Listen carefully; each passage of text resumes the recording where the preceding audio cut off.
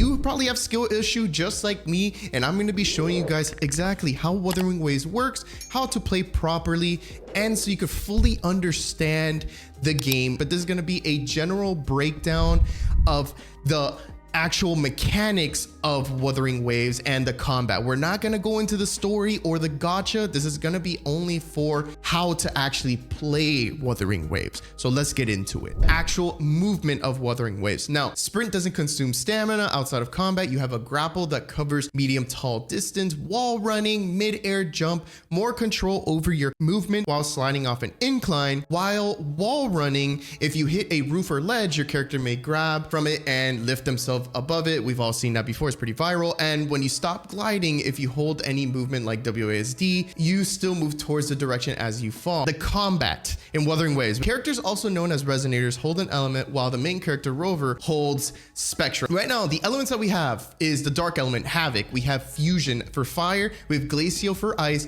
We have Conducto for electric, or I think they renamed it as Electro. I personally like Conducto. And Spectra, which is now Spectro, which is the light element, and we have Arrow. Now, characters don't deal any physical damage. Instead, they do their elemental damage in all attacks except Echo skills. Enemies stagger and vibration strength. Medium and bosses have a stagger meter. This is called vibration strength. Once depleted, the enemy will be immobilized and open to all attacks. By dealing vibration damage through heavy attacks, certain skills and or counter attacks, you can deplete this meter faster. Once depleted, you'll have a set amount of time for damage until the enemy fully recovers.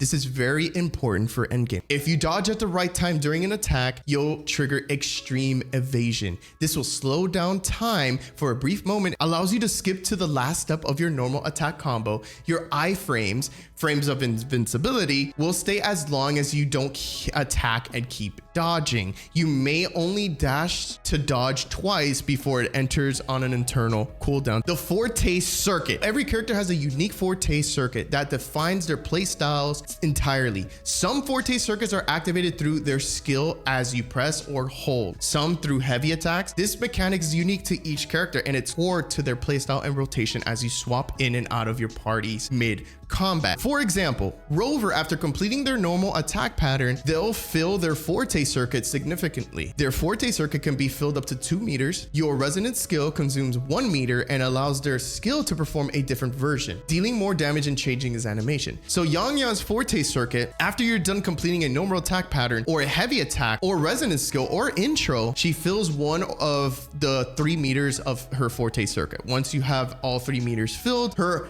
next heavy attack and intro skill will activate her Forte circuit, releasing a Furious Slashes mid-air into a plunge attack. So all these different Forte circuits are different and you will learn them as you go and you start discovering new things as you're playing the game. Your Forte and talents also have upgrades in 2 forms. So upgrading normal attacks, resonance skill, resonance liberation, Forte circuit, and intro skill base values. They all have some type of value because you're going to basically be buffing your character a lot more as you level them. After the first ascension and beyond, you can unlock a one-time upgrade on each of these abilities for normal attacks, skill, liberation, and intro skill. You'll gain a multiplier on effect or effect on top of the base values, attack percentage increase, or crit rate percentage. CBT2 scrapped the elemental system for the intro and outro system. Basically concerto effects, they took it out. Now they have intro and outro system, allowing a more dynamic and strategic playstyle by reducing the party size from 4 to 3 characters, focusing on a proactive playstyle. What does that mean? By landing any attack on the enemy, you gain concerto energy. Once full, swapping to any character will activate the intro skill of whoever you're swapping in, while activating the outro skill, or whoever got swapped out buffs the active player. Keep in mind that only one outro skill may be active since most of their effects are removed once you swap whoever just went into battle. So the intro skills, most of them are self-explanatory, right? They swap in and deal damage. However, intro skills can activate and affect some characters' Forte circuit, like gaining energy to activate their Forte circuit. Sequence nodes. These are identical to constellations. In Genshin Impact, when obtaining a duplicate character from the gacha or event, as for the Rover's Resonance Chain or Rover's Sequence, they'll be unlocked through exploration. the relic system, and main story. Constellations are formed by 4 additional effects and 2 level increase on talent. In Wuthering Waves, all chains contain an additional effect. Some add towards the character's skill or liberation. Some simply add a multiplier on top of the skill when certain conditions are met, or buffs. Ecosystem. Similar to the artifact system in Genshin Impact, every character has 5 slots and every set has 2 effects. The major difference is the first effect takes place at 2 pieces and the second at 5 pieces instead of the original 4 that we're used to. This means you will need all 5 slots to be the set that you want. Each echo must be unique. If you equip the same echo twice, you won't get your 5-piece effect. However, the shiny version of an echo counts as a different echo. All echoes have a predetermined skill, whether it's a transformation, summon, heal, or any damage of source. They will always have their own skill. The damage dealt is not the same as your resonator. Their damage is based on their natural element. I have a video on every echo parry, so if you're interested in watching that, definitely check out the channel. I have a video on that specifically. Tower of Adversity is basically the spiral abyss of Wuthering Waves. You just go through some floors, you do some challenges. We're very familiar with this type of thing. You go through the stable zone, the experimental zone, and the hazard zone, which is the hardest one, where the enemies could be up to level 100. So it gets even harder as you progress through the Tower of Adversity. There is a vigor system. So basically it's like a stamina system. So if you switch out too many characters as you're doing your session, your stamina goes lower and lower, and then you start losing the option to like use specific characters. So make sure that you choose the first 3 characters that you want from the beginning and just use them all the way through. It's pretty hard sometimes to do that because sometimes you need a change because there might be resistance on a floor based off your character. So it might be harder to clear that floor. So make sure to choose wisely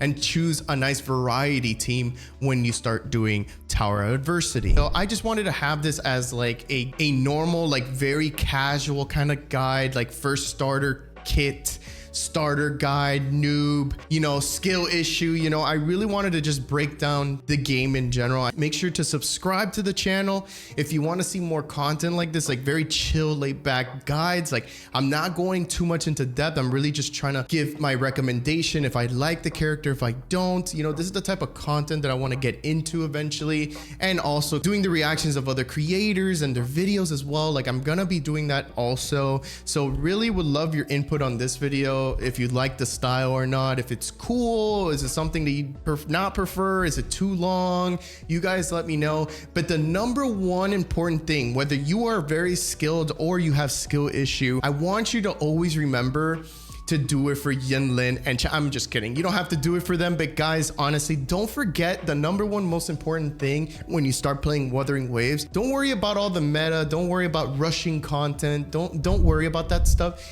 Enjoy yourself. Have fun with Wuthering Waves. It's an amazing game, and I had a ton of fun in the CBTs. And I'm telling you right now, if you're playing the game right now, you are going to enjoy it to the utmost fullest potential right now. So definitely just have fun, enjoy it, and thank you for watching. See you guys soon.